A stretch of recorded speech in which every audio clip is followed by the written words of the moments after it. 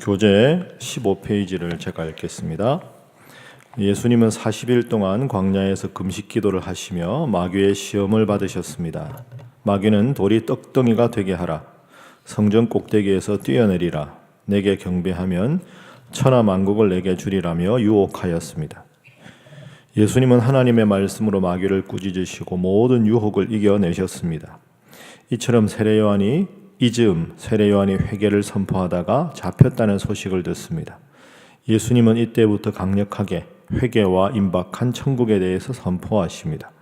그리고 갈릴리 어부였던 베드로와 안드레, 야고보, 요한을 제자로 삼으시고 온 갈릴리를 두루다니시며 회당에서 가르치시고 천국에 대해 전파하시며 많은 병자들을 고치시는 사역을 하십니다.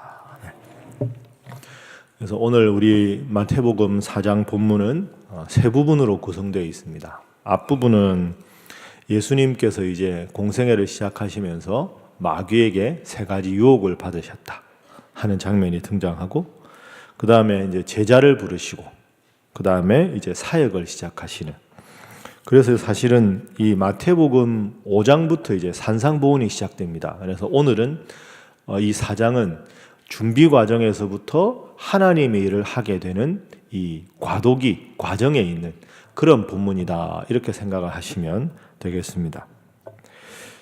오늘 교훈이 아주 중요한 교훈이 세 가지가 있습니다. 첫 번째 교훈은 오직 말씀 위에 바로 서게 하소서, 이렇게 우리가 기도할 수 있어야 합니다. 오직 말씀 위에 바로 서게 하소서. 올해가 종교개혁 500주년인데 마르틴 루터가 한 중요한 말이 오직 말씀으로, 다른 그 어떤 것보다 오직 말씀으로, 이렇게 외쳤던 것이 종교개혁입니다. 본문에 세 가지 유혹이 나옵니다. 돌이 떡이 되게 하라, 마귀가. 두 번째는 성전 꼭대기에서 뛰어내려라, 그러면 천사가 너 발을 받치어서 안 다치게 할 거 아니냐. 세 번째는 나한테 한 번만 절하라, 그러면 천하 만국과 그 모든 영광을 너에게 주겠다, 이렇게 마귀가 유혹을 합니다.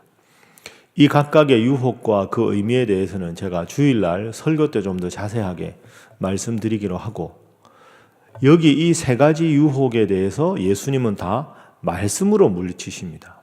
그게 중요한 겁니다. 그런데 여러분, 이 유혹이 사실 쉬운 유혹이 아닙니다.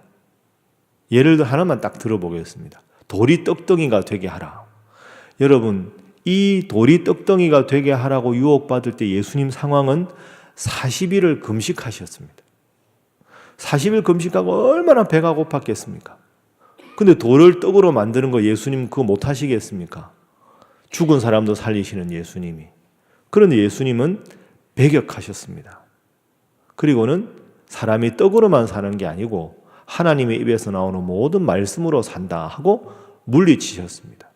세 번의 아주 정말 매혹적인 유혹 앞에 우리 예수님은 말씀으로 물리치셨다. 이게 중요하고, 또 하나 더 깊이 생각을 해보면 두 번째 유혹 같은 경우를 여러분 한번 보십시오. 자, 5절 말씀해 보면 예수님을 마귀가 성전 꼭대기에 세우고 뛰어내리라. 6절 후반부에 그가 너를 위하여 그의 사자들을 명하시리니 그들이 손으로 너를 받들어 발이 돌에 부딪히지 않게 하리로다. 마귀도 성경을 인용합니다. 여러분, 이거 잘 한번 생각하셔야 됩니다. 마귀가 자기 입장을 설득력 있게 말하기 위해서 성경을 인용합니다. 그런데 이 인용은 잘못됐습니다. 앞뒤 자르고 인용한 거죠. 자, 이게 우리에게 주는 교훈이 있습니다. 때로 우리의 유혹을 합리화하기 위해서, 우리의 죄를 합리화하기 위해서 우리는 말씀을 그릇 사용할 때가 있다는 거죠. 그러니까 오직 말씀으로 하는 것도 중요하지만 말씀을 제대로 정확하게 깊이 묵상하는 것도 중요합니다. 그렇기 때문에 우리가 새벽마다 말씀을 한 장씩 읽고 그 말씀의 배경을 생각하고 그 말씀의 정확한 의미를 깨닫고 붙잡고 기도하는 게 중요한 거죠. 하나님의 말씀은 살았고 운동력이 있어 좌우에 날선 어떤 검보다도 예리해서 우리의 혼과 영과 심령과 골수를 찔러 쪼개기까지 한다 하는 말씀이 있습니다. 하나님 말씀은 살아있는 말씀, 이 위대한 하나님 말씀을 정확하게 바르게 깨닫고 늘 붙잡고 기도하셔서 말씀으로 승리하시는 여러분 모두가 되시기를 주님 이름으로 축복합니다. 첫 번째는 말씀 위에 바로 서게 하소서. 두 번째는 이제 이 시험을 다 이겨내시고 예수님께서 제자들을 부르시는 장면입니다. 예수님 제자들을 부르실 때 제자들과 예수님의 모습을 잠시 생각을 한번 해보겠습니다. 자, 18절 말씀 보면 갈릴리 해변에 예수님께서 다니시다가 시몬 베드로와 안드레가 바다에 금을 던지는 것을 보십니다. 예수님 말씀하십니다. 그리고 그들의 반응 19절 20절 함께 읽습니다. 시작. 말씀하시되 나를 따라오라. 내가 너희를 사람을 낚는 어부가 되게 하리라 하시니 그들이 곧 그물을 버려두고 예수를 따르니라. 아멘. 자, 21절에도 제자를 부릅니다. 세베대의 아들 야고보와 그의 형제 요한이 그의 아버지 세베대와 함께 배에서 그물 깁는 것을 보시고 부르시니 22절 읽습니다. 시작.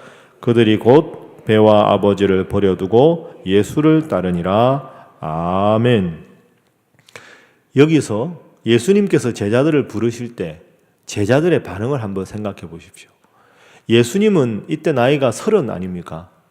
그리고 갈릴리 나사렛에서 시골에서 살아가셨습니다. 아버지 요셉은 일찍 돌아가시고 이름 없는 목수였습니다.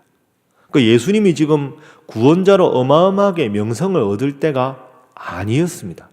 이제 그 세례 요한하고 예수님 만나고 세례 받고 그리고 시험 당하시고 극복하신 다음에 본격적으로 시작하시면서 제자들을 모았으니까 사역의 초기 단계입니다. 나를 따르라. 이러면 여러분 이 제자들은 다 예수님을 따랐습니다. 여러분 같으면 따르시겠습니까? 나를 따르라. 네가 누구냐? 이게 맞는 말 아니겠습니까? 그리고 21절 보십시오. 세베대의 아들 야고보와 요한은 세베대 아버지와 함께 배에서 그물을 깁습니다. 그러면 아버지가 반응이 어땠을까요? 아버지하고 충분하게 대화도 안 하고. 자, 여기서 중요한 게 20절과 22절에 이들의 반응에서 곧 이런 단어가 나옵니다. 곧. 이게 중요하지만 아주 어려운 거죠. 나를 따르라. 누굽니까? 생각 좀 해보고 집에 가서 회의하고 설득하고 나도 마무리 좀 하고 한 달 후에 봅시다. 이게 아닙니다. 따르라. 초기에 누군지도 모르는데 곧 따랐다. 그리고 여러분 당시 기록에 보면 예수님처럼 자기가 구원자라고 혹세무민하는 스승들이 많았습니다. 그러니까 예수님 비슷한 사람들이 많았던 거죠. 근데 예수님이 파격적인 이유가 두 가지가 있는데 첫 번째는 내가 하나님 보내신 선지자다, 메시아다 하고 자처하는 수많은 지도자를 자처하는 무리들은 대개 나이가 40부터 활동을 했습니다. 그 예수님은 상대적으로 아주 젊으셨던 분이다. 두 번째는 귀족도 아니었고 아주 가난하고 별 볼 일 없는 신분이었다는 게 두 번째 특징입니다. 그 예수님은 가난한 동네 목수의 아들, 나이도 젊으신 분이 나를 따르라. 그럼 대부분 사람들은 에이, 너는 스승 자격이 없다. 이럴 법도 하고 아버지하고 그물 깁다가 그 자리에서 바로 예수님을 따랐다. 물론 예수님이 그만큼 하나님의 아들로서 권세 있는 모습, 다른 지도자들과는 정말 다른 위대한 모습을 가지기도 하셨겠지만 또 한편 생각해 보면 예수님 12제자가 사실 크게 변변한 제자가 없지 않습니까? 뭐 베드로나 안드레나 야고보나 요한이나 빌립이나 다 보면 몇몇이 참 훌륭한 제자들이 아닙니다. 그런데 왜 예수님은 그들을 뽑았을까요? 오늘 본문으로 유추해 보면 순수한 예수님에 대한 믿음이 있었다는 거죠. 따르라. 조건 보지 않고 곧 예수님을 따를 정도로 예수님을 사랑하는 마음, 예수님 말씀에 순종하는 믿음이 있었다는 겁니다. 자, 오늘 이 본문을 보면서 우리도 한번 스스로 돌아보면 좋겠습니다. 우리는 과연 하나님 말씀이 딱 나에게 다가올 때 이 말씀이다 하고 붙잡고 정말 살아가는 순수한 믿음이 있는가? 때로는 하나님 말씀을 듣고 하나님 말씀이 내 귀에 들릴 때 요거는 저 어느 집사 들어야 될 말인데 누군데? 그래서 되겠습니까? 나에게 주시는 하나님 말씀. 곧 따랐던 이 제자들처럼 늘 주님 말씀 헌신하시는 여러분 모두가 되시기를 주님 이름으로 축복합니다. 마지막 세 번째는 예수님의 3대 사역에 대해서 나옵니다. 여러분 23절, 자 23절 24절 함께 읽어봅니다. 시작. 예수께서 온 갈릴리에 두루 다니사 그들의 회당에서 가르치시며 천국 복음을 전파하시며 백성 중에 모든 병과 모든 약한 것을 고치시니 그의 소문이 온 수리아에 퍼진지라. 사람들이 모든 앓는 자 곧 각종 병에 걸려서 고통당하는 자, 귀신 들린 자, 간질하는 자, 중풍병자들을 데려오니 그들을 고치시더라. 아멘.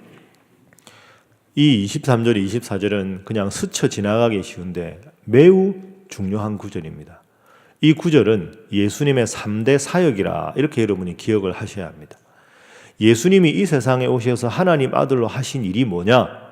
이렇게 물으면 세 가지입니다. 세 가지. 23절. 첫 번째는 가르치셨다. 첫 번째. 두 번째, 복음을 전파하셨다. 세 번째, 모든 것을 고치셨다. 요 세 가지가 예수님의 3대 사역입니다. 가르치시고 전파하시고 고치셨다. 그러면 우리가 예수님을 믿는다, 예수님의 제자다 하는 말은 무엇입니까? 예수님께서 가르치신 그 내용을 잘 배우는 것, 이게 중요하고, 예수님이 전파하신 천국 복음을 우리가 믿는 게 중요하고, 예수님께서 모든 약한 것들을 고치셨으니 주님 이름으로 치유되는, 낫게 되는 이 세 가지가 우리가 기도해야 될 제목입니다. 여러분, 제가 새벽에 설교할 때 가끔씩 평생의 기도 제목을 가지시라 이렇게 말씀드렸습니다. 평생 여러분이 항상 기억해야 될 세 가지. 하나님, 우리 예수님 이 세상에 오셔서 말씀을 가르치셨습니다. 말씀을 끝없이 배우게 하여 주옵소서. 천국 복음을 전하셨습니다. 그 어떤 환경에서도 복음을 잘 믿게 하여 주옵소서. 주님께서 모든 병을 고치셨습니다. 말씀으로 낫게 하여 주옵소서. 이 세 가지가 여러분 기도해야 될 일입니다. 여러분 자녀들 위해서 기도할 때도 이 세 가지 위해서 꼭 기도하십시오.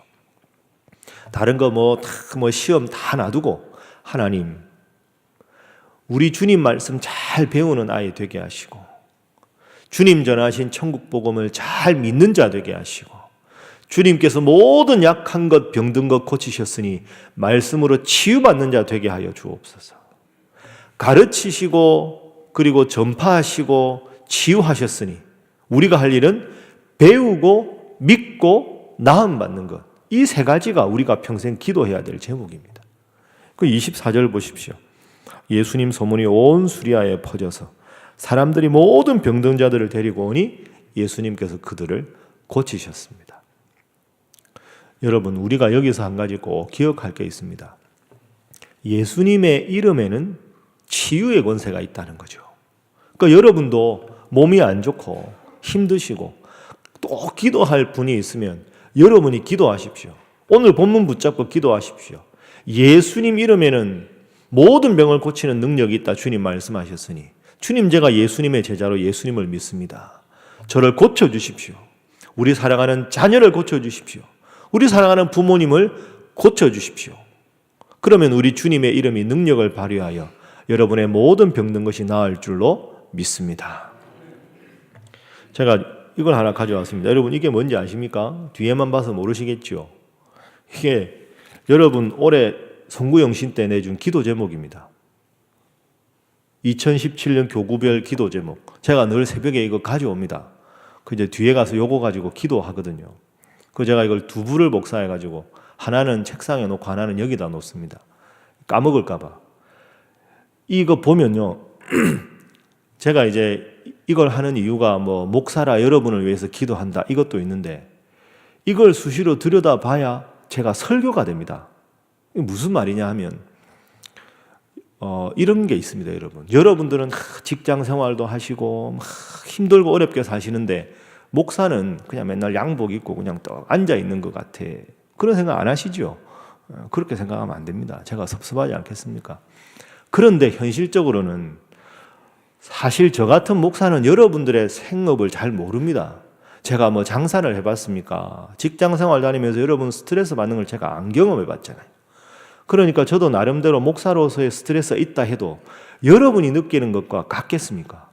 근데 제가 이걸 읽다 보면 기가 막힐 때가 있습니다. 야, 이렇게 힘든 기도 제목 가지고 교인들은 나와 기도하는데 내가 설교한답시고 그냥 하나님 말씀 몇 구절 풀어주고 교인들의 마음에 전혀 심금을 울리지 못하는 설교를 하면 이분들이 예배당에 와서 예배드리고 얼마나 마음이 헛헛할까 그런 생각이 듭니다.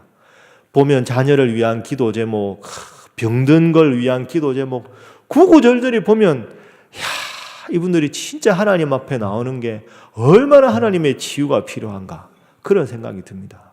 여러분, 한 가지 아쉬운 건 있습니다. 제발 제가 올해 다시 기도할 테니까, 광고할 테니까 사진 좀 내주십시오. 사진. 이제 기도 제목을 보다 보면 이분이 어떤 분일까 되게 궁금한데 사진이 없으니까 사진이 거의 없습니다. 우리 교회 교족부에도 없으니까 제발 올해는 다음에 가을에 광고하면 사진을 얼굴하고 여러분을 제가 매치해야 더 절실하게 하지 않겠습니까? 근데 제가 정말 말씀드리고 싶은 제목은 그겁니다. 목사가 기도해서만 하나님 들으시는 게 아닙니다. 오늘 본문 23절에 예수님의 이름을 믿으면 그 이름 능력으로 온갖 병이 고쳐진다고 우리 주님께서 친히 약속해 주셨습니다. 여러분, 저도 기도하고 교구 담당 목사님들 이거 다 교구별로 복사해서 자기 교구 거 자기가 갖고 기도합니다. 다른 교구 거는 저밖에 못 봅니다. 왜? 개인 프라이버시가 있으니까. 저 권사님이 저런 기도 있네. 부끄러운 기도 제목도 있을 수 있잖아요. 꼭 그런 것만 곱고 제가 다 갖고 있습니다. 여러분 스스로 열심히 기도하십시오.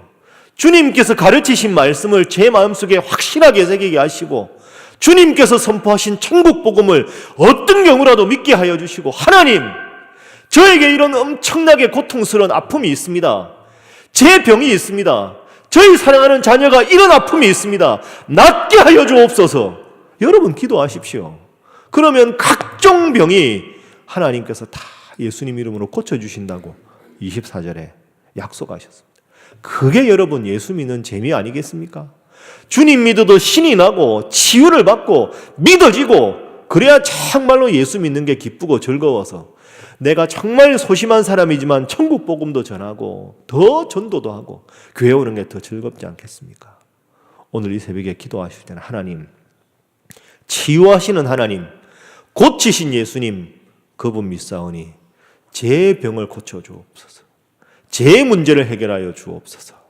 그렇게 기도하셔서 정말로 주님 앞에 새벽에 나와서 기도하고 말씀을 통해서 영적인 기초 체력을 튼튼하게 하고 또 여러분의 육체적인 모든 질병이 낫는 위대한 역사가 여러분의 삶 가운데 가득하기를 주님 이름으로 축복합니다.